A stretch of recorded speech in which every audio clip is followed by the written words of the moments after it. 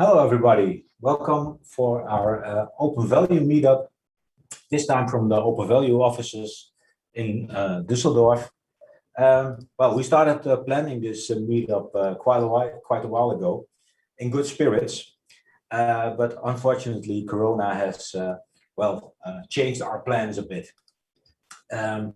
That's not a big problem because we could change the program.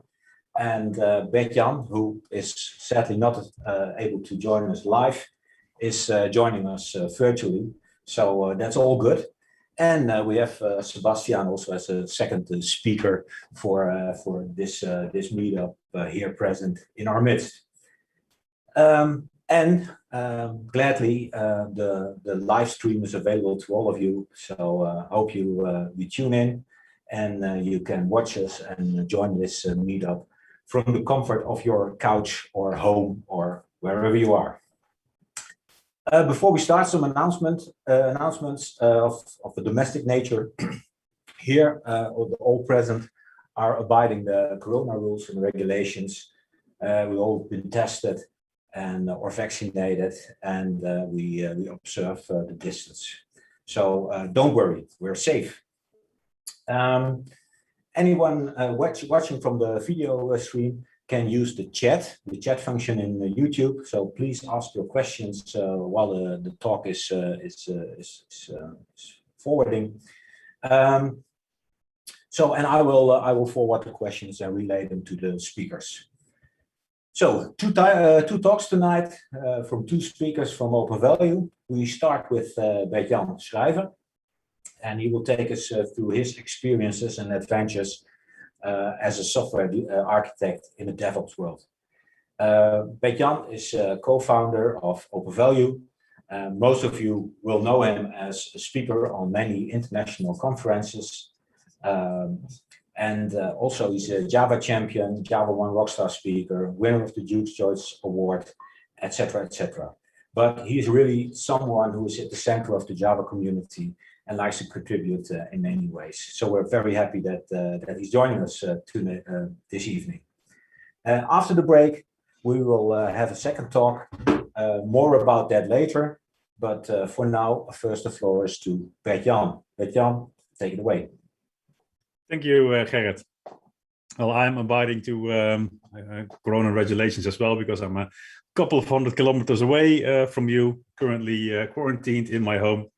Because my kids contracted Corona, but they're all fine. So the next 30 or 40 minutes, we're going to talk about software architecture and about DevOps. And these are basically my two favorite topics to talk about. So let's start with, I don't need to introduce myself anymore because, Gerrit basically already did this for me. We're going to be looking into, a couple of topics in the next couple of minutes.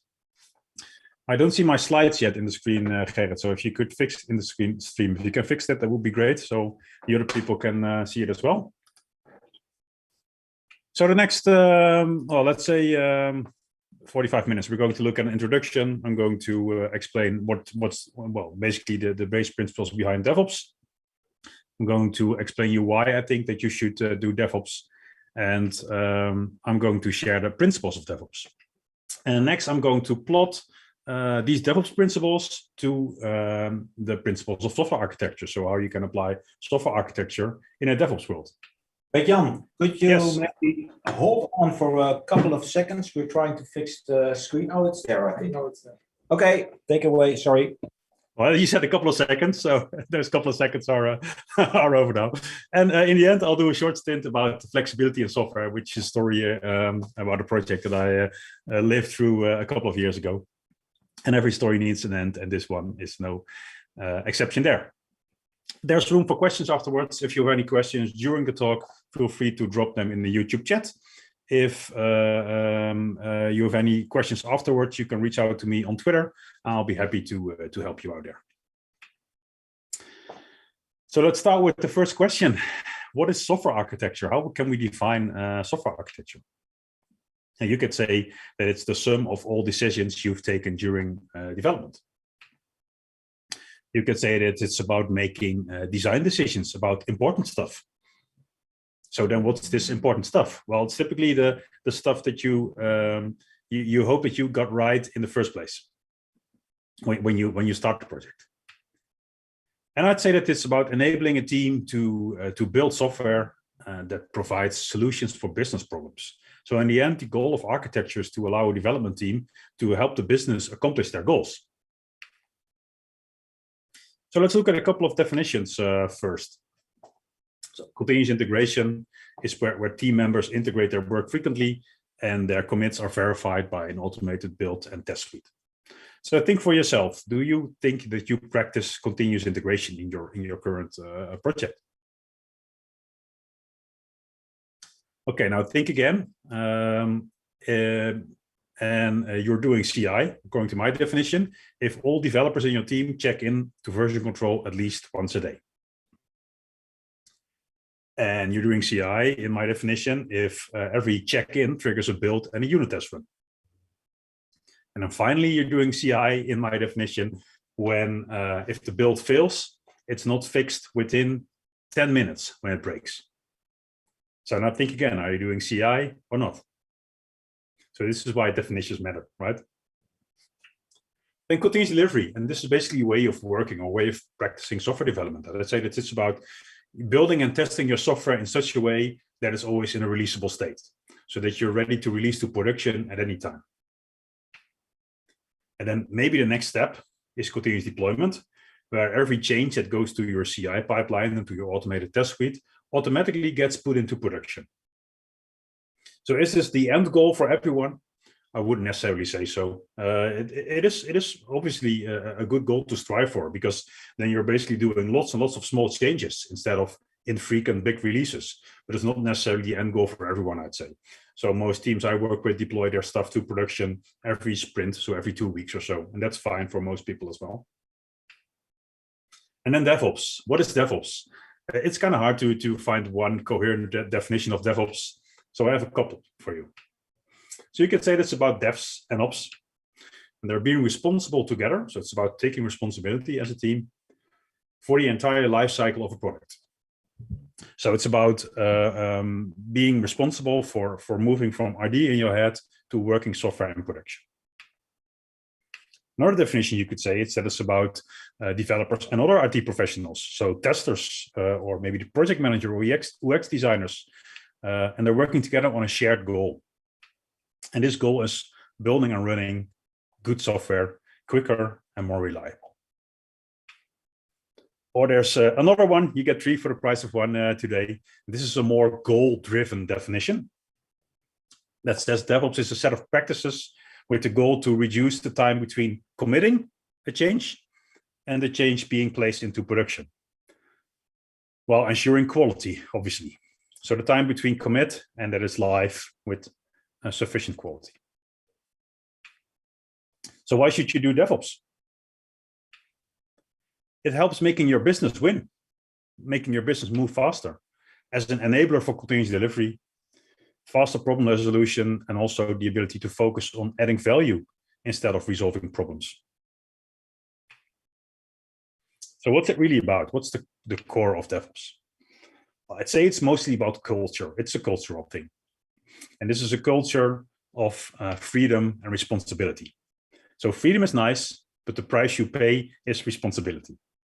So take responsibility, trust your teammates, and design a system in which people are held responsible for the consequences of their actions. So it's not about blaming whenever something goes wrong. Whenever something goes wrong, it's about getting together as a team, looking what did we do wrong as a team, and what do we need to do better next time. As Werner Vogels, the CTO of Amazon, says, you build it, you run it. I think mostly DevOps is about empathy. So empathy means being able to place yourself in somebody else's shoes and experience the world from their viewpoint. So DevOps means giving enough about your job to want to learn all the parts and not just your little world. Empathy allows you to see other teams as enablers rather than as blockers. So be likable, be approachable, and get stuff done. I'd say that's DevOps in a nutshell. So what are the principles of DevOps? Well, I'd say there are lots and lots of principles, but these are the ones that I find particularly important. So gradual changes. Focus on customers. automate stuff, or having ownership over a product you own as a team, collaboration, experimentation, and continuous improvement. So next, we'll dive a bit more into these principles and map them to the world of software architecture.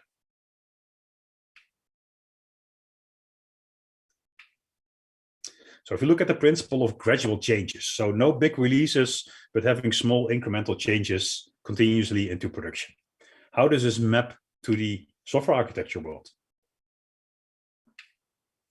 I'd say that it's about not trying to get everything right in the first time, but it's about starting with the simplest solution you can come up with. Obviously, software needs to be future-proof, but it's also obvious that we can't predict the future. So start with the simplest thing that can work, get this in production, start getting feedback from your end users, and improve and refine along the way. Typically, it's you learn more by gaining insights over a period of time than thinking a lot upfront. And focus on dealing with uncertainty. So whenever, as a software architect, I need to make decisions, I try to focus, think about short-term and long-term effects. And things that have high uncertainty and high risk is something you need to look into right away. Things that have high uncertainty but low risk is probably something that you can pick a solution and go with that right away and see whether you need to change something along the way. So try to deal with high uncertain and high risk issues first, and the other ones plan them or postpone them and deal with them whenever you need. And as a result, I'd say my general advice is to do just enough architecture to get through the next sprint. So don't do any big upfront designs. Obviously, you need, when you start a project, you need to think about the general architecture, the components of your system, how you deploy stuff, how you're going to run stuff. But there's no need in designing everything in detail. Do just enough architecture work so the next sprint can deliver what they need to deliver. Then to the principle of being customer-oriented. And this is an interesting principle for architecture, right? Because software architects typically have not much direct contact with customers. So if we apply this to the world of software architecture, I'd say focus on the business needs. Your goal as a software architect is to create something that's buildable, that can help the customers reach their goals. Don't design for yourself. Don't design something because you like it or because you think this is a nice other technique to try out. Design something because it's something the customers needs. So it's something that can help your business accomplish their business goals. You don't design architecture for you. You design architecture for, in the end, something that a team can build, that your end users can help to do their work better.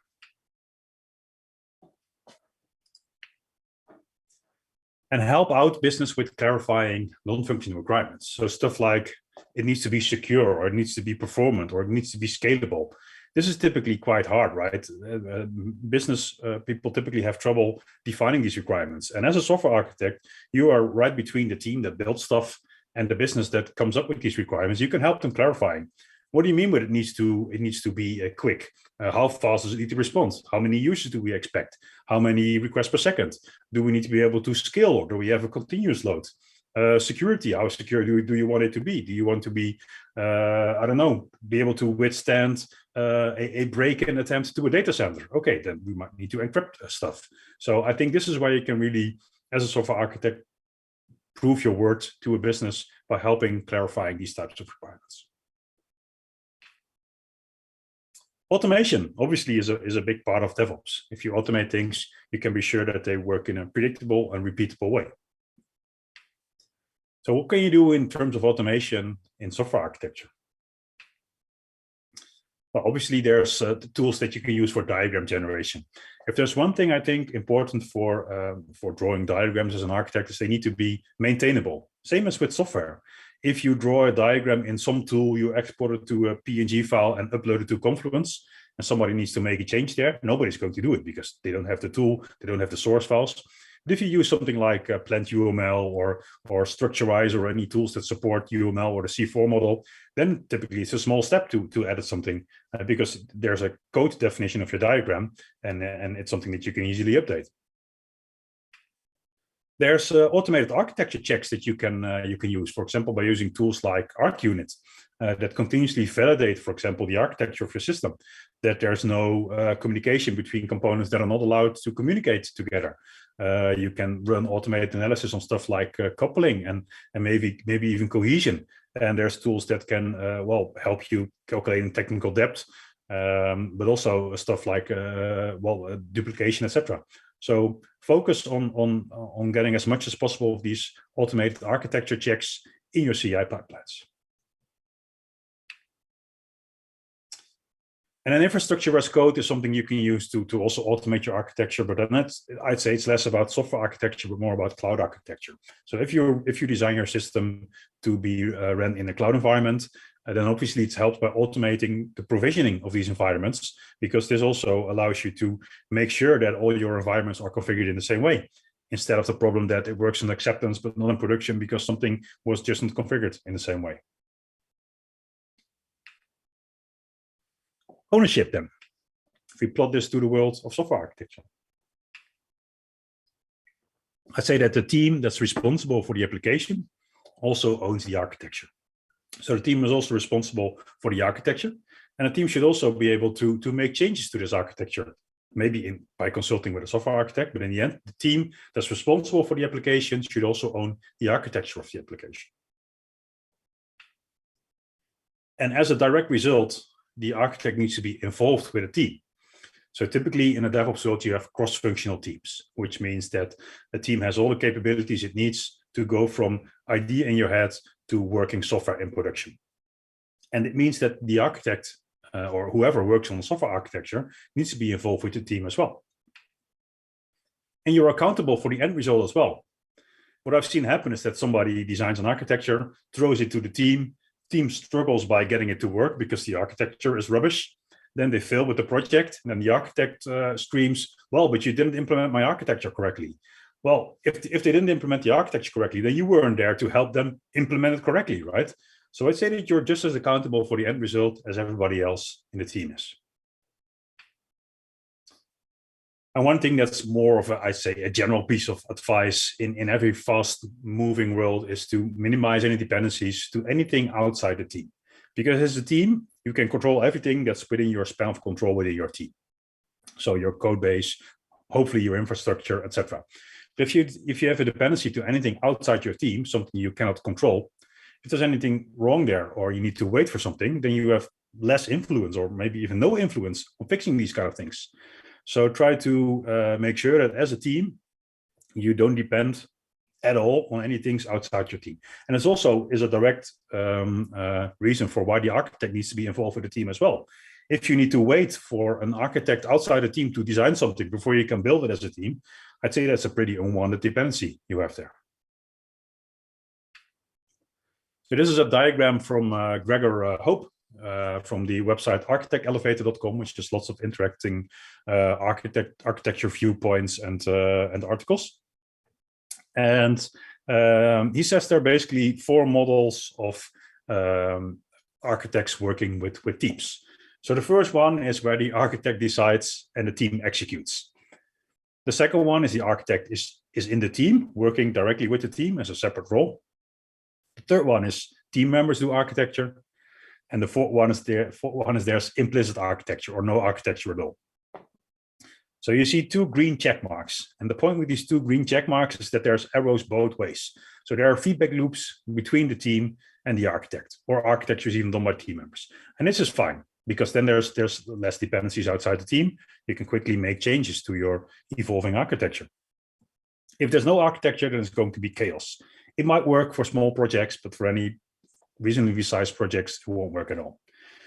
And then there's the first one where there's an external architect making design, giving it to the team. I say that this could work, but then there needs to be arrows up as well. So there needs to be a feedback loop from the team to the architect, and they still need to work together. And in the end, you'll end up more in the area of the second diagram here. Collaboration. Apply this to software architecture. Well, that makes sense, right? You need to collaborate as a software architect. So talk to all stakeholders. Try to get an idea of why are we building this system that I am designing. And mind you that developers are stakeholders as well. Infrastructure experts are stakeholders as well. Your business and management, obviously, but in the end, these are the people that are going to build upon your architecture. Be transparent as a software architect. Explain decisions. Explain why do you want them to do this in a way like this, and be open for feedback as well. If you design something and give it to the team and they don't agree, and you say just do it and don't explain why, there's one thing sure, they're going to do everything they can to go around you and do it in a different way.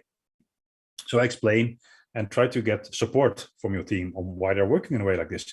Maybe there's some constraints that they're not aware about. Maybe there's some dependencies that they're not aware about.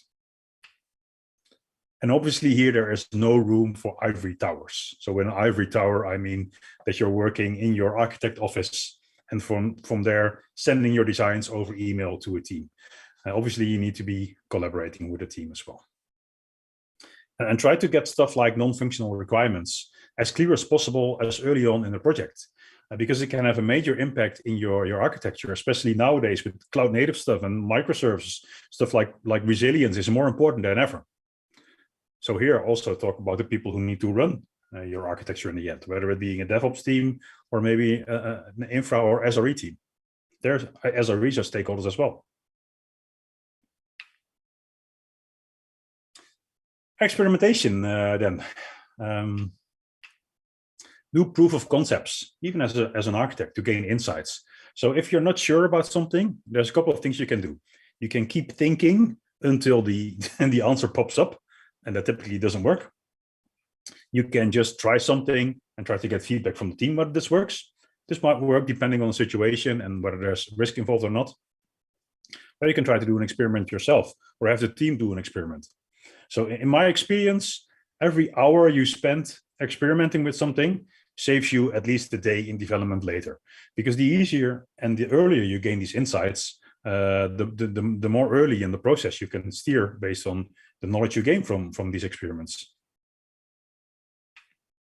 Try to solve problems early, obviously, but also know when to postpone solving problems or designing things.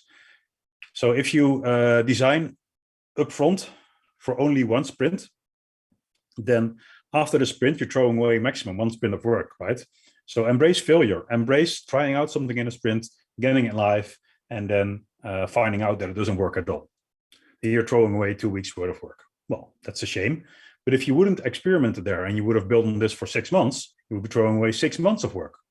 So it's okay if something turns out not to work, as long as you find out reasonably quickly. So don't be afraid to start over. Not the entire project, but an iteration worth of work about a sprint. This is a post on LinkedIn, I think, from Gurgly Oros, who well, is a fan of experimentation, and he posted a post about an idea of using RFCs, so a request for comment, to get feedback on designs. So he would kind of make a design and then send it out to loads of people in the company and ask for feedback.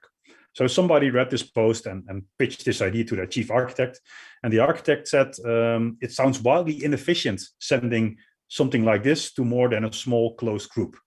So this person asked Gurgly, like, how does it work in practice? And then Gurgly said, well, for one, we did not have a chief architect who shot down ideas without trying. So experimentation means trying things and finding out the results. And even if you don't like these ideas, or if you don't like the results. So sometimes in companies, you want to try something, somebody asks you, can you make a business case for trying this? And that's obviously hard, right? Because you don't know the results up front. But you can turn it around and say, no, make a business case why I should not try this. And if there's no answer, then go ahead and try it and incorporate the feedback in the next iteration of your design. And then the principle of continuous improvement. Focus on feedback loops. So focus on getting feedback from whoever is doing something with the architecture you designed. Getting feedback whether does this help solve business problems? Does this help developing features quickly? Does this help with building maintainable software? Does what I designed actually help the team to build software in a better way. Ask developers for feedback on these type of subjects. And measure and monitor. So there's lots of things where you can measure speed of code changes, issues, defects, response times in production. If you design the system that's highly scalable, then I will be really interested in seeing the response times and scaling behavior of the application once it's running in production to see whether what you design is actually working. And if you find out that's not working at all, okay, back to the drawing board, but at least you know. And try to focus on creating an evolving architecture instead of a big upfront design. And this is a big difference with traditional building architecture, because their evolving architecture doesn't work that well, right? You've built like 4 floors of a skyscraper, and then you think, okay, I'm going to now start building with wood instead of steel. Well, that doesn't work at all. But with software architecture, it's very easy to throw something away and start building right away.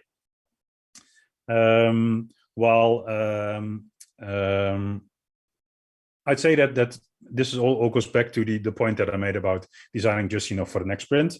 Try to continuously get feedback on, is this working? Are we moving in the right direction? Do we have any risks or thoughts about things we should change? And try to keep working on your architecture and keep evolving every day. So yes, obviously you need to do some upfront design, but try to do just enough and then move along the way. And as a result, software architecture is never finished. It's a continuous process. I think Patrick Dubois, who's one of the people who first coined the term DevOps, he said, after continuous delivery comes continuous re-architecture.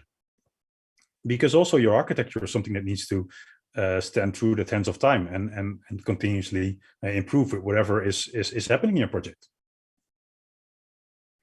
So I see some questions coming in, which is great. Keep them coming, and I'm happy to answer them after the talk. So then I see some of you thinking, well, it all sounds pretty cool, continuous delivery and DevOps, but it won't work here. So this is from a talk by Jess Humble, who's one of the original authors of the continuous delivery book. And in this talk, Jess gives a couple of examples of typical reasons why software architecture, why DevOps or continuous delivery doesn't work. So the reasons that people state is, well, we are regulated, so we can't do DevOps. Well, the Amazon cloud is regulated. They have the Gov cloud for the US government, and they're doing a gazillion deployments per day. So if Amazon can do it, then probably your small regulated organization can do it as well. We're not building websites. Well, that might make stuff a bit worse, but not difficult. On the other hand, as long as you can do test automation, automate deployments, you can probably do it. So there's people doing TDD on mainframes. You can get COBOL in a Docker container now. There's people doing TDD on LaserJet firmware. So if they can do it, probably you can do it as well. When we have too much legacy, okay, well, if you have lots of legacy code, it can be hard to get started with DevOps. On the other hand, there are solutions there. You can start small. Start, for example, with the Strangler pattern and take a small part of the application, wrap something around it, replace this, and then keep moving on. Then my favorite one is, our people are too stupid. Our people are too stupid to work in a DevOps setting. So there's a nice story from a car manufacturer called Nummy. And Nummy had a factory in Fremont in California. And this factory was notoriously known for being one of the worst performing car manufacturing factories in the US. So the workforce was demotivated. They were unhappy with their jobs. They were underpaid. They would typically get drunk on the work floor, or they would even put Coca-Cola bottles in the doors of the cars they built, so the doors would make a rattling noise when you would open and close them. So it was not going too well there. So Nummy, which was part of General Motors at the time, they wanted to close the factory because, well, they weren't making much money there. And then the car manufacturing union, they convinced them to well, basically keep the plant open, but sell it to Toyota. So Toyota came into the factory, and then the union convinced them to hire at least 60% or something of the troublesome workforce there. So Toyota hired them and took them back home to learn the Toyota way and learn about lean manufacturing and stuff. And well, they start caring for their people more than they did before. So they gave everybody a nice uniform, good parking places, good working environments. And in the end, the factory under the supervision of Toyota started running pretty smoothly, and in the end became one of the best performing factories in the US. So after a couple of months, the NUMMI management and the Toyota management came together, and then the NUMMI management said, so yeah, you're doing well now, but the problem was the people, right? And then Toyota said, yes, the problem was the people, but not the people you think. So in the end, obviously, the problem was management, who couldn't create the right working conditions for the workers on the floor there. And Toyota could. So this is where, with the same people in the same factory, they became a lot better performing than they were before. So I think now this factory is used by Tesla to build their cars. So actual reasons why DevOps and continuous delivery doesn't work is typically there's something wrong with the culture. Or even better, there's something wrong with the architecture. And these are things you can change. Changing culture and changing architecture are not easy to change. Typically, it will take a lot of time, but it is possible. So another story about well, flexibility in software. So I used to work for a company that did a lot for government projects. And I came into a project at a time that was already in trouble. So they were behind on schedule, and lots of people were working there, lots of developers, lots of testers, and they had trouble keeping up with all the incoming requirements and changes. And this software had been built as a result of a tender, so like a public project, and it had been designed by two information architects who had the feeling that software was hard to change. So in their experience, stuff that they had worked with in the past, software was hard to change, and therefore they had designed the system to be really flexible. So as a result, the system became really complex, because they had made a design that said that every screen where you could enter data should, in the admin interface, have the opportunity to add extra fields to the screen. So that an administrator could flexibly add extra fields to screens that then the users needed to enter as well on these screens. As a result, the data model was horrible. I remember coming in there on my first day and firing up the application, and it would load slow. And I said to one of the other developers, okay, I know a bit about SQL optimization, so maybe you can get me the query for this page and I see where I can optimize it. And he said, are you sure? And I said, sure. So he went away for 30 minutes and then came back with a stack of paper about this big. And it was like 5,000 pages of queries by a Hibernate ORM that completely went berserk, because there were loads and loads of correlations between different classes, and this class would then have a list of this class that would trigger another 1,000 queries, etc. So there was a huge mess, mainly because of the inherent complexity that was there in the design, because of the idea of the people who designed it, that it should be flexible. So then there was this next requirement coming up, the response of these architects was, well, yeah, we need to make a request for changes for this to see how we're going to design this. And they came with requests for changes, and we ended up seeing this change, and this meant a complete redesign of the entire application. Then we talked to the person who was kind of like the client there, and he said, no, this requirement was the most important thing from the start. So we asked again to the architects, why wasn't this in there? Yeah, well, we kind of forgot about designing this. So in the end, it was clear that there were only two outcomes. We were either going to throw everything away, or the project was going to fail horribly. So in the end, we managed to convince the client that we needed to start over. And with, I think, only 2 people, we got the system live in about 3 months by keeping it really simple, but also sitting directly next to the client and their business experts, and continuously listening to, okay, what do you need next? What's the more important thing next?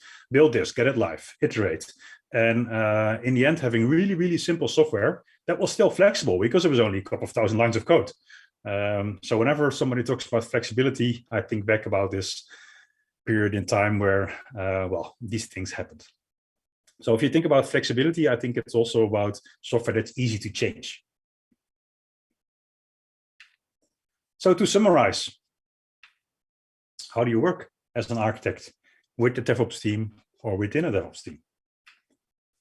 Well, by applying the same principles, the same DevOps principles to the domain of software architecture. So that's it. I urge you to now go, please kick some ass. If you want to do any further reading, this is a book I can suggest you read. It has some interesting insights. And obviously, I'm ready to answer any questions you have right now.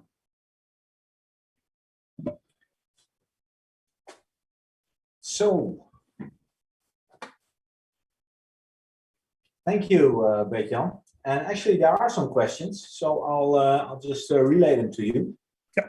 There's one comment saying, just out of curiosity, your comment about 1 hour working on a proof of concept saves 1 day later on. The question is this something from your own experience, or did you find any research on this? With a smiley, by the way. Yeah, I think the smiley is sufficient. Obviously, you need to make bold statements to shake up people, right? So it's something from my own experience, and whether it's half a day or 1 day or 2 days, obviously this varies depending on the situation where we are. But I do strongly feel that anytime you spend experimenting upfront will save you lots of time during development. Okay, thank you. Fair answer. Then another question.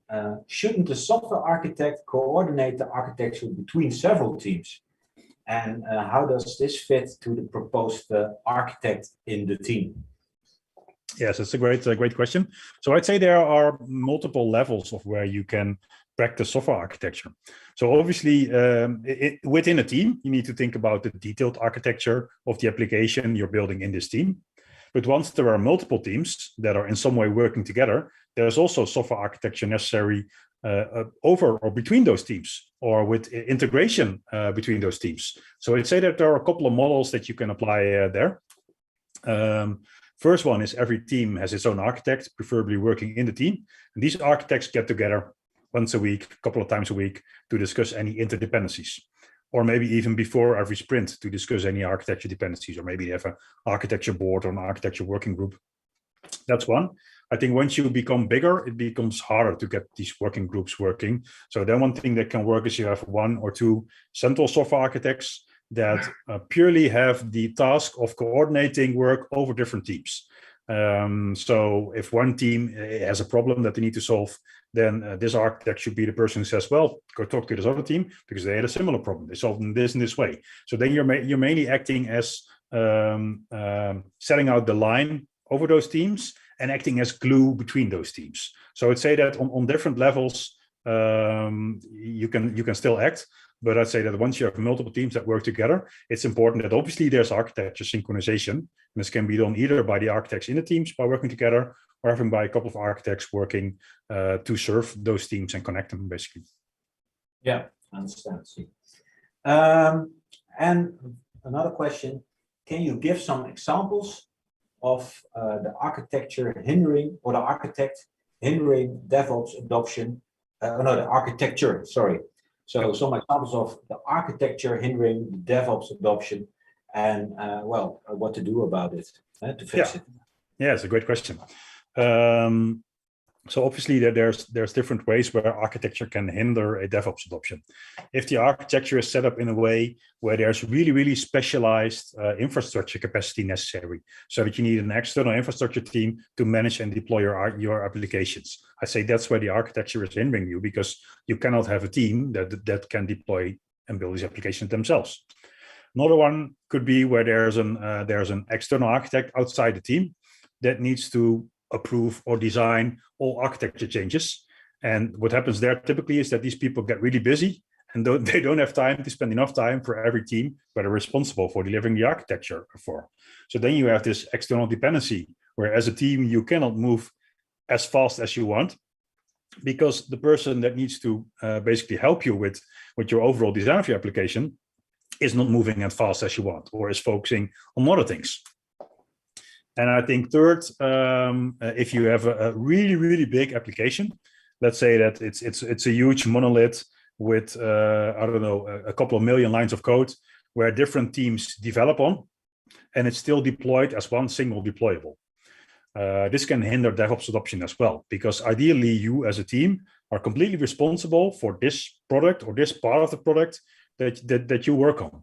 But if you have one single deployable that 3 teams depend on, who decides when to deploy? Maybe one team is ready to deploy, but another team not. And when one team breaks something during deployment, maybe your part as another team will break as well. So I'd say that this is also one dependency, again, that will hinder you applying those DevOps practices of deploying whenever you want, as much as you want. So a possible solution here could be to see if you can find a way to split up the application so they match up better with the organizational structure, and that every team can be really end-to-end responsible for their part of the product. Okay, thanks. Another question came in. It says, you mentioned shared responsibility, while at the same time we see the trend of self-steering teams, which I feel make it harder for that responsibility to be shared. Have you also some experience on that, or have you experienced this yourself? Yeah, I think one thing that's really important is that you can only be responsible for something that you're able to fix whenever it breaks, right? So I've had conversations with well, basically operations staff when I said I want to be able to deploy stuff in production for my application, so I don't need you to do this for me. And they said, yeah, but if I give you rights to deploy, then you might break stuff when you deploy in production, and then we're on the hook to fix it. But I said, yeah, but if you don't give me access to deploy stuff and something breaks, I can also not fix it. I need to go to you to fix it. So I'm all in for a team that has the responsibilities and also the possibilities to do everything they need to get their application running as well as possible, and have all the capabilities they need to do everything from idea to working software in production themselves. So I'd say a team should be end-to-end responsible for the complete life cycle of a product. But then the shared responsibility ideally lives within this team. So this team is one unit of people that have a shared responsibility for this application. Whereas if you share the responsibility with multiple teams, or with a team and an external architect, then it becomes harder, right? Because if something breaks or something goes wrong, okay, then who needs to act? Whose fault is it? That doesn't really matter. But in the end, ideally, one piece of product matches with one team, and this team can do everything they need to get this piece of software in production as quickly and as reliable as possible. So I'd say shared responsibilities, ideally within one team. Okay, thanks. Any questions from the audience here present? Not. I take a last glance at our chat. Don't think there's anything coming. So that leaves me to give you a very, very big thank you for joining us virtually via Zoom. Thank you. Next time in person. Thanks a lot. For now, I would say it's 7:45. We'll get a short break of 10 minutes, I would suggest. So we will be back at 19:55, 5 to 8, with our second talk. And that will be the one with Sebastian talking about why testing is so difficult. So see you back in 10 minutes.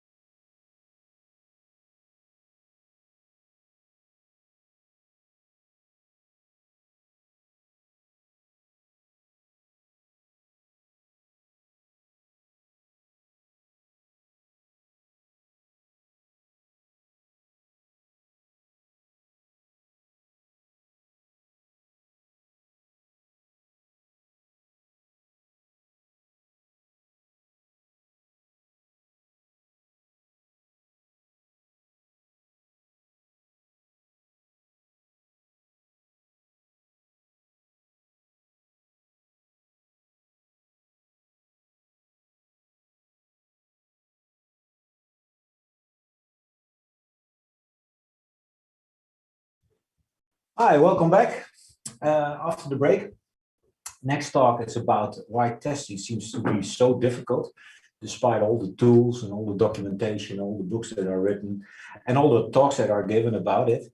So this is another one, but with a very interesting theme. Sebastian is going to talk about it and share his experiences on this subject. Sebastian is a very experienced full stack developer from OpenValue Düsseldorf, and has had his fair share of complex systems and complex projects. So I would leave it to that and let you do the talking from now on until the questions are coming. So now the floor is yours. Sebastian? Well, thank you very much, Garrett. So hello, everybody. I welcome you to my talk about why is testing so difficult? Or yeah, as one could say, the never-ending story, because obviously this topic never gets old. So a little bit about the schedule. So at first I will spare some few words about me, but not too much. Don't be scared. So afterwards we will talk about why should we actually talk about tests. So what's the big deal about it, and why is it so difficult? And last but not least, we will see some techniques or some strategies of what we can do about it. So let's begin. At first, some words about me. As you heard from Gerrit, my name is Sebastian. I'm 38 of age, born in Rostock and live in Aachen, have 2 kids, some professional experience with Java, participated in some enterprise projects. And as Gerrit already mentioned, with OpenValue since May this year. So yeah, I'm proud to be in this family now. And also got in touch with some other languages like C++. We had one project where we had still C++ backend and yeah, JavaScript, TypeScript for the front end, and a little bit Kotlin with Android. So that's all about me. So let's get to the tough stuff. Why should we talk about tests? And well, at first a question to you. So what is your actual test strategy? You're probably all on some projects. So how do you do tests these days, or do you actually do them? And what is your thoughts about it?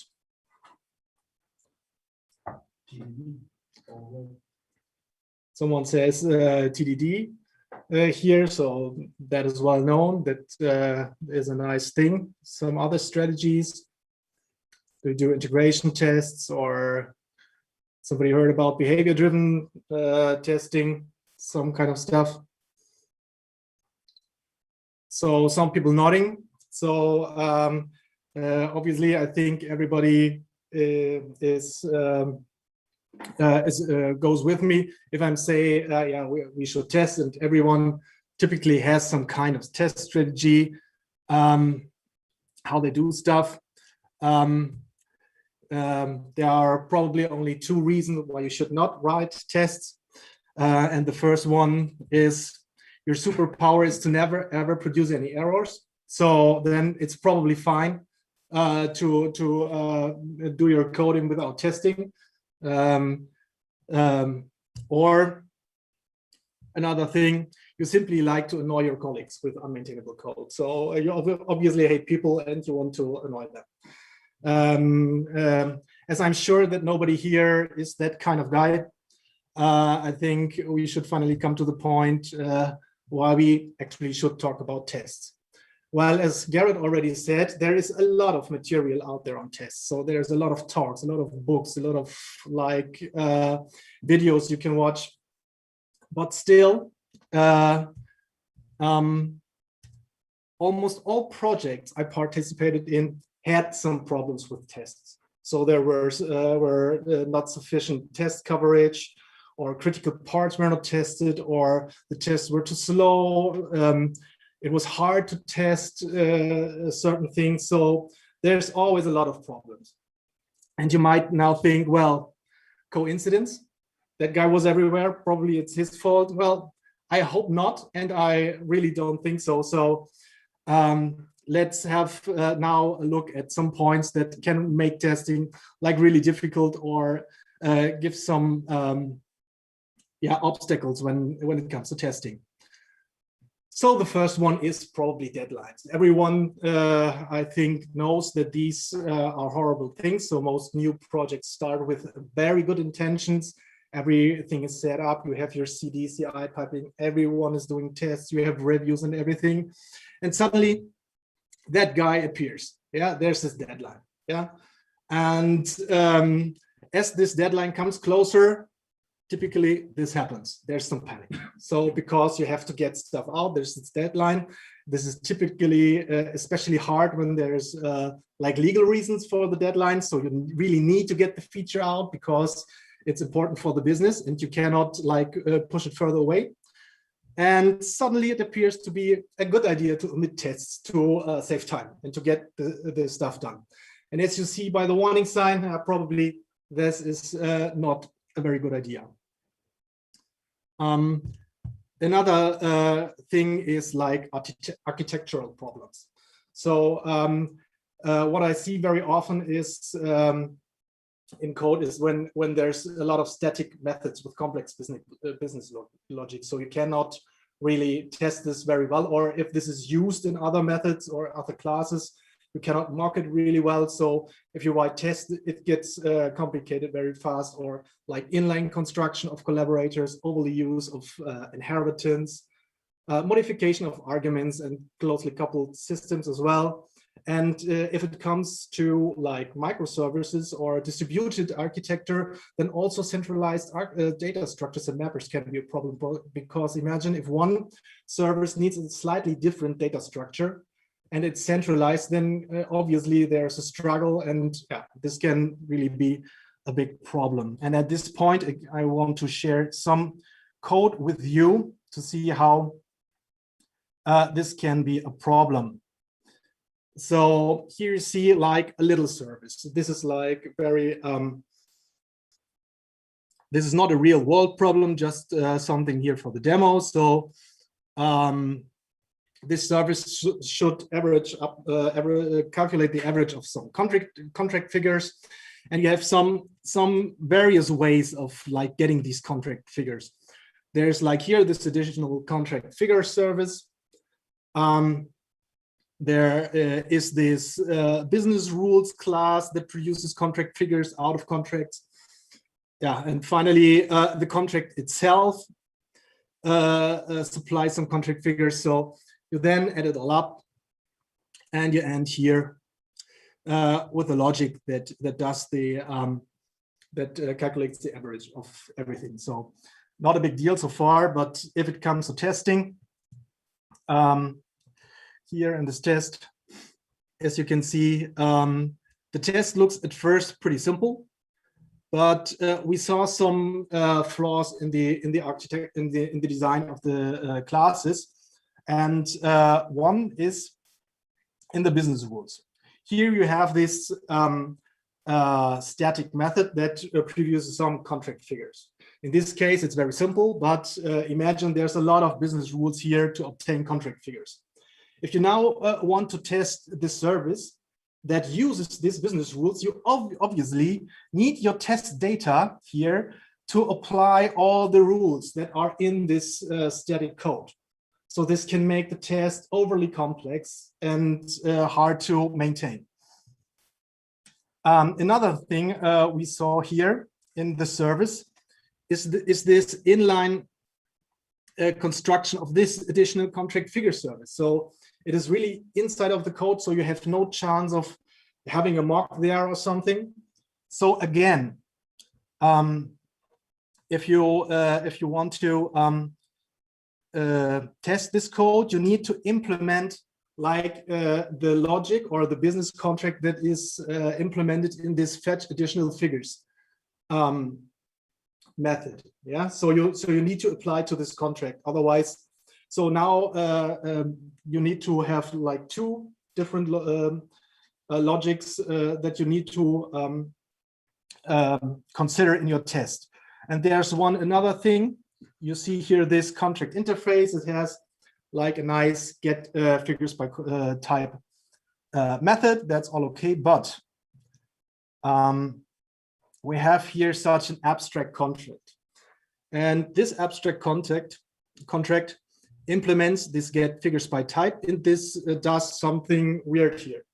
So it gets it has here such a private method that does some things and also gets some figures for the contract from somewhere. So it doesn't matter in this case, but you cannot test this directly because you have an abstract class here, and also this method is private. So you can only test this by testing the behavior of get figures by type, and you need to like test an implementation of the abstract class. So if someone, as you can see, the method here is not final, someone could override it, and probably this method does not even get called here, get some figures from contract. So this is like, this can make things really difficult. Yeah, so there were only some examples on why architecture really matters when it comes to testing, and there can be a lot of problems in there. The next one thing is hot fixes. And these are really a problem because they are often a consequence of deadlines and architectural problems. So you don't get your things done well. Then you put it in production because probably of a deadline very fast and without sufficient testing. And then there comes this hotfix, and you need to push this to production really fast because the customers are complaining, the business is calling, and everything is really stressful. And very often I experienced that these hotfixes are then pushed to production without review or testing.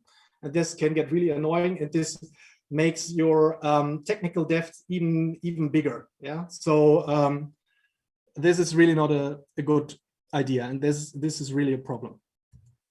Another one is like legacy code, and everyone knows this, legacy of kings, or how much business logic can we put like in one class or method. So we once had a project, it was in C++, and if you know C++, you have all these cool header files where you define your classes and functions, and we had one CC file that implemented like everything. And that was really horrible because the IDEs were really slow on that file. It was, I don't know exactly how many lines of codes there were in this file, but all IDEs had problems with it.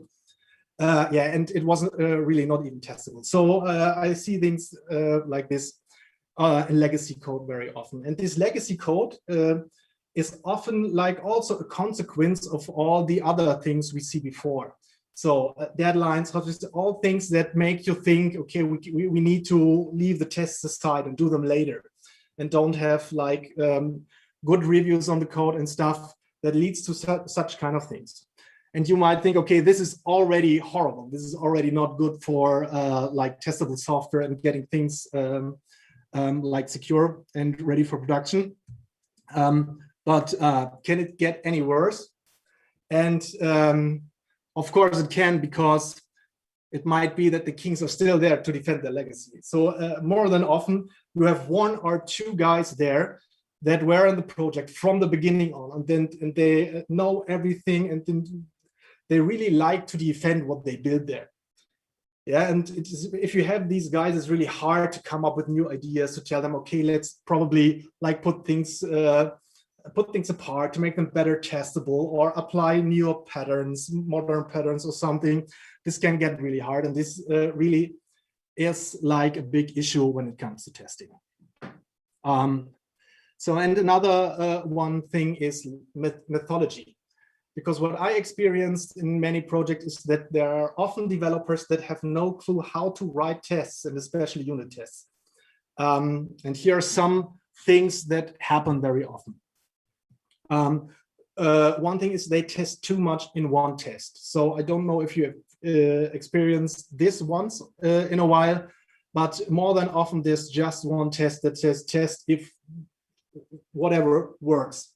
So, and they have like a huge list of given data and a huge list of asserts, and nobody knows what's going on in that test. Yeah, and We had one thing where we had really a bunch of tests, and they looked really, but they didn't test anything. That was really when we experienced that these tests did nothing. That was really yeah, horrible. But we had tests at least. So the other one is the test data is too complex, and this can be like a consequence of the other the architectural problems. So if you have static method calls or inline construction of collaborators, then test data can be very can grow very complex very fast. But also if you don't really have an idea of what you want to test, then probably you put a lot of data in it just to make your like algorithm or business logic work. And most of the things you put in there just don't pay into your test. So that is a real big problem. And another one thing that seems like pretty simple is also problems are bad method names. So even in tests, you should like name the things so everyone knows from the name what this test does. What is the purpose of this test? What should it test? Like with any other method, it should clearly say what it's doing. So you don't need to understand the complete test or the business logic to know what the test is all about.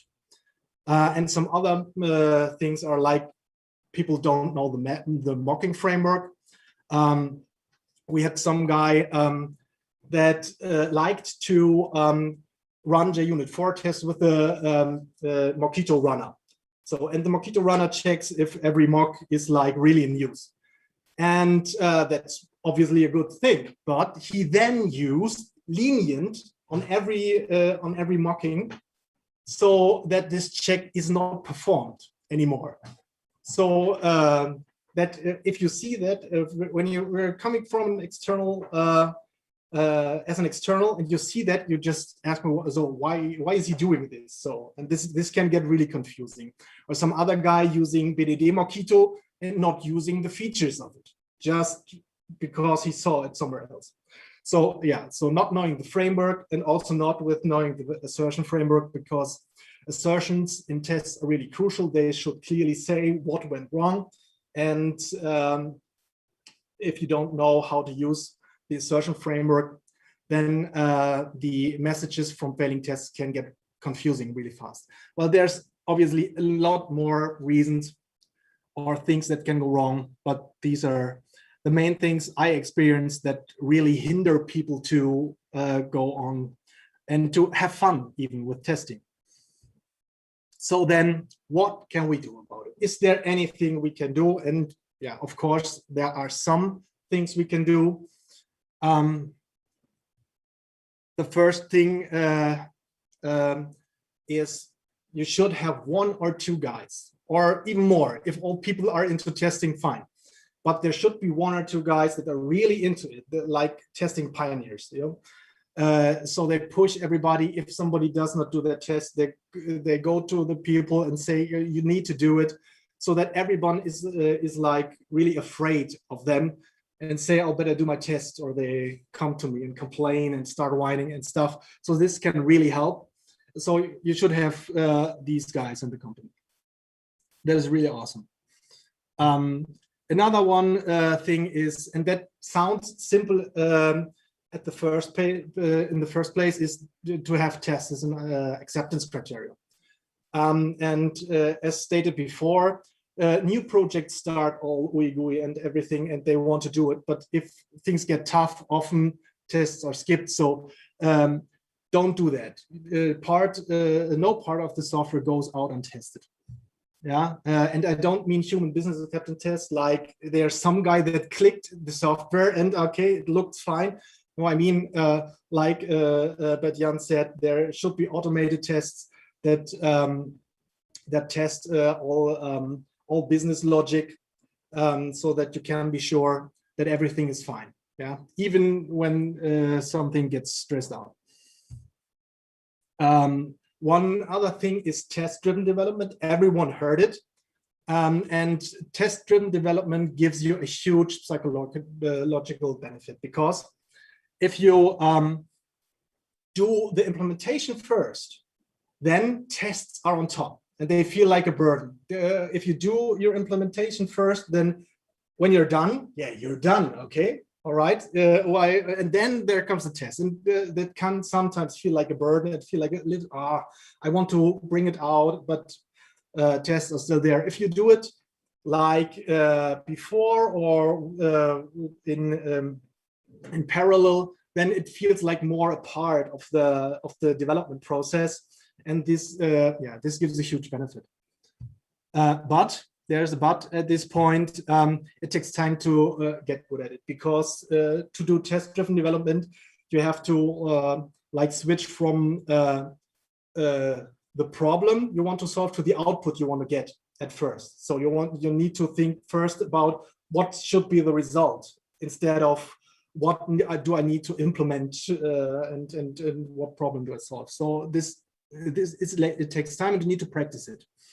And this is especially hard in legacy code, because often if there are changes and you need to test something, if the architecture is bad or something like that, then changes are made in several different places that don't play well together. So it's pretty hard to like do test-driven development there sometimes. It can be hard. Another thing that is especially good with legacy code, if you don't have a lot of test coverage there or a lack of tests, is use test generators, because more than often people are complaining like, oh, this legacy code, and I might need to test it, and I need to mock everything and all the boilerplate code and everything, and test generators really can help you there. And there are some out there. One of this is the test me plugin for IntelliJ. I've tested it myself, and the output is not perfect, but it's acceptable, and it is really very easy to use. You can just apply it in IntelliJ, and it will generate you a test in for JUnit 4 or JUnit 5, and even some other testing framework, I think. Another one is Randoop. The tests Randoop produces are not very readable, so there's a lot of boilerplate code, and everything is like fully qualified, and it's hard to read, and the configuration is a bit advanced. To be honest, I did not spend very much time in it, because I wanted to have like some quick results out of it. So probably it can do a lot of stuff, but for me, it was at this point, for my goal, it was a little too complicated, and the tests were not very readable. And I think readability is like a must for tests, because you need to understand what's behind it. And there's also diff cover for IntelliJ, diff blue cover. I did not test it yet, but it is not compatible with Java 17 so far, or Java 17 is at least not supported, only Java 8 and 11. Probably worth a try. It looks fancy, the website and everything, so probably might be also a good thing. And there are surely others out there you can try. Another one is to test bug fixes. We had this one in the slides before, hot fixes, and you should really avoid fast-paced hot fixes to production, because nothing is more annoying than a hot fix for a hot fix for a hot fix, because you broke something and then you broke another thing, and this will make your customers or business colleagues angry, even more angry. So, and production is fragile. Okay, so if you want to fix something, and don't break even more, so you better test the fix before you put it out there. And typically only smart parts of the software needs to be fixed. If you like do fast-paced hot fixes to production, you risk of crashing probably the entire application or other parts of the application. So you really, I know that hot fixes are necessary sometimes, but you should take the time to test them, because otherwise the consequences would be quite bigger.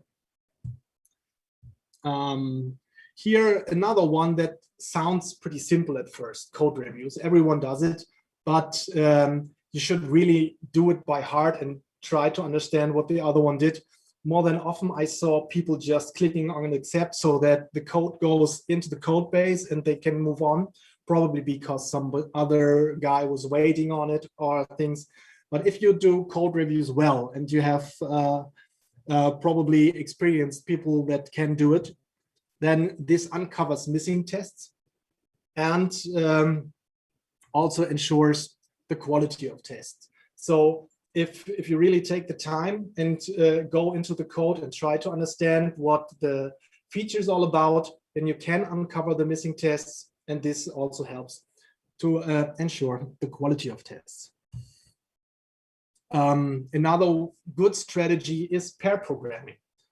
Pair programming can help in improving code quality in general. So, but there are some things to consider, because you need to put together either two highly qualified developers or one rookie and one highly qualified developer, because if you put two rookies together, then it's very likable that anti-patterns and bad style will spread instead of the opposite thing you want. So you should consider this when doing pair programming. And one idea when it comes to tests is that one guy writes the business logic and the other one guy writes the test for it. And this has one benefit. If the other one guy writes the test, then your business logic is already reviewed by this guy. So this can help improve in testing a lot. So is this the end? Most certainly not.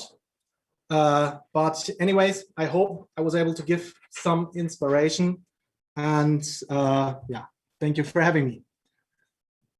Thank you very much. Thank you, Sebastian. Very interesting. And let's see if there are any questions. Please type your questions in the chat. Maybe some questions from the audience. Yes, I have a question. So by writing unit tests, you make sure that your business code works as expected, as intended. But how can you make sure that your tests are doing what are they supposed to do if they are testing this correctly? How can you ensure that? There are some strategies to cope with this. One thing is for sure like test coverage. So you, if you have some eye on test coverage, then you can be sure that the code really does run on the business logic and not do something completely different. But this should not be like a very a concrete criterion in some ways that you say it needs to have like 80 or 90 or whatever % of test coverage, because it most certainly is not a very useful idea, like to test simple data classes or POJOs. And if you need to like write nonsense tests, then it's not a very good thing. But test coverage can be a very good tool. And in fact, code reviews are really crucial here, because somebody needs to understand the business logic behind. So there's obviously a story or a ticket that describes what's going on and what has to be implemented. And someone has to read it, understand it, and then see in the code if the test is sufficient to match the criteria.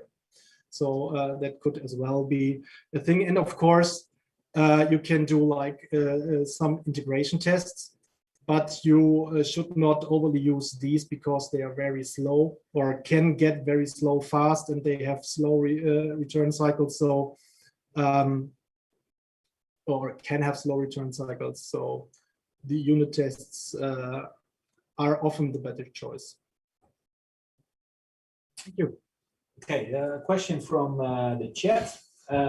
Is there tool or are there tools to visualize missing test coverage during a review? Are you aware of those? There is a tool that does it for test coverage. Typically, we use in our project Jacopo for this. But I don't know if it can show you the test review in the test coverage in the review already. But you can have test coverage reports generated with the automatic build. So if you do CI and have for your pull requests automated builds, then there might be a test report ready with Jacopo or something like that. Yeah. Okay. A comment in the chat stating that the mutation testing can help out to see if tests actually spot potential bugs. You agree? Yeah, I surely agree. There was I think also a talk at a meetup from OpenValue about mutation testing. So take a look at this. This can really help, like seeing if your tests really test like useful things and really uncover bugs. Yeah, sure. Good question. One thing that I thought of about hearing you speak about having tests being part of the acceptance criteria. How would that interfere with, or how does that react with minimal test coverage? Because I would think that once you have testing as being part of your acceptance criteria, then you would probably have a test coverage of 100%. Or it might be. You should, as I mentioned before, test coverage is not like a really sufficient figure to see if the test is sufficient, because you probably have like big data structures that make a lot of lines of code. And you might not want to test these data classes. And then your test coverage goes down, although your business classes have a good test coverage. So obviously it depends, but your business logic should have like a sufficient test coverage. So at least every path should be matched once in a test. So you'll be sure at least the code runs. And unit tests should also like test a bit of the business logic, not just if the code runs through. It depends on what's in the story or description of the feature of how it should be done. Okay. A comment from Jens, who's actually present here, still typing in the chat. Say you can also use IntelliJ to run a test with coverage. That's true. That's really helpful. IntelliJ has this feature. Thank you for this hint. I typically, before I create a pull request, I run tests with coverage and see if I'm happy with the test coverage, and if I think it's sufficient. And hopefully the reviewer sees it the same way. Okay, one final question from my side, because you mentioned that the problems you see around testing are typical for other statements. Can you argue that the problems you mentioned are typical for large enterprise systems, and maybe even large enterprise systems in certain sectors or branches? I think these kind of problems you see there are very likely to appear like an enterprise project or in very big projects, long-running projects, because you have a lot of changing personnel. So guys come, guys leave. Probably you have like a very old code base, or like guys that are there from the beginning, and as I said, defend their legacy and what they build. You have like other contributors to the system, which makes things more difficult. These happen to appear more likely in like these enterprise things, because they tend to live long, and if something lives long, then legacy is a thing. And also business or enterprise projects are more likely to have features that are driven by legal requirements. like in financials or somewhere. So the pressure to get something out can be higher in like these projects, and so there is a higher potential to like omit tests or get sloppy on tests or something like that. Yeah. Another hint from in the chat from Erwin Heitzman. I personally use Git hooks to only run tests related to the changed files and only look at the covers for those. It's fast and reliable. The Git hooks are really a good thing, and I think they're fine. But you should be aware that sometimes you change code that other parts of the code relate on. So we probably this is also an architectural thing, because it might be a sign that things are too tightly coupled. But we had things where somebody was really just changing one thing, running the test for this case, and everything was fine, but another test did break then. So this is a good like first indicator that you did well, and this is fast and reliable in most cases, but be sure to not break other code parts there. So a final run of all tests should be considered here. Okay. Well, thanks. It's a question from the audience.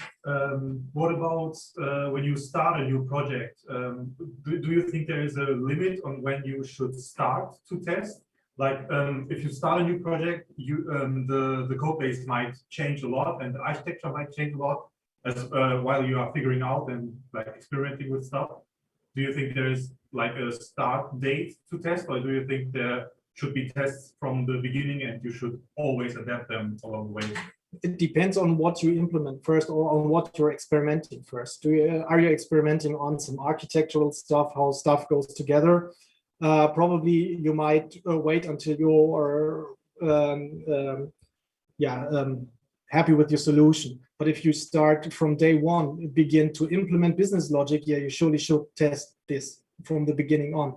Because if you leave it away and you have your architecture running, and the project like goes some time, and there are new features coming and the pressure arises, probably you will forget about the tests. And this is never a good idea on business code. You should also test the other code. But I think for like POCs, proof of concepts and stuff like that, it is not crucial to like test everything, because you're probably experimenting a little bit. But as soon as you put business logic in there, there should probably be tests, because if for some reason you just forget about it, then you have again untested code, and that can cause you trouble in production later. And in many cases, a POC gets promoted to production because it's there, right? Yeah. Yeah. One comment from Erwin, he said that you can still run the whole test on your continuous integration pipeline, of course. It just brings fast feedback to the devs. That's true, of course. That's true, of course. First initial fast feedback giver. Well, if there are no other questions, and there's nothing coming on the chat, I would say, how sadly it is, we come to the end of our two talks. Thanks everybody for tuning in and for being present. Sebastian, thanks a lot for your talk. It was very interesting. We will have these talks available as separate videos on our YouTube channel. So please don't forget to subscribe. You will be always you see new videos popping up there. Also subscribe to our meetup channels, and it ensures that you stay on top on all the things that we do to get knowledge shared. Thanks, and I would say until the next time, hopefully live again. Thank you very much.